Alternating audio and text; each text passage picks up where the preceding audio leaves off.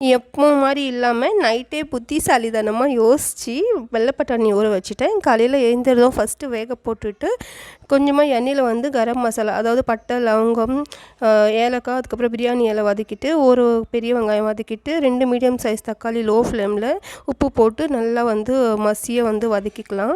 இப்போ வந்து அரை ஸ்பூன் மல்லி பவுடர், சில்லி பவுடர், அப்புறம் அரை ஸ்பூன் காஷ்மீரி சில்லி பவுடர், கொஞ்சமாக மஞ்சள் பொடி, சீரக பொடி, அப்புறம் கிச்சன் கிங் மசாலா நான் ஆட் பண்ணியிருக்கிறேன். ஒரு 3/4 ஸ்பூன். நீங்கள் வேணும்னா கரம் மசாலா ஆட் பண்ணிக்கலாம்.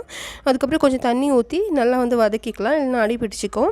இப்போ எண்ணெய் பிரிஞ்சு வந்ததும் நம்ம வந்து 2 மீடியம் சைஸ் உருளைக்கிழங்கு வந்து வேக வச்சுருக்கிறேன்.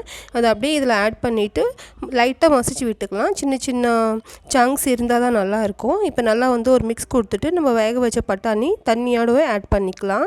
இதுக்கு வந்து கொஞ்சம் வந்து கிரேவி மாதிரி இதாக தான் நல்லாயிருக்கும். ஸோ பூரியும் ஒரு பக்கம், வெறும் கோதுமை மாவு மட்டும் போட்டு ரெடி பண்ணிட்டேன். சூப்பரான பிரேக்ஃபாஸ்ட் ரெடி.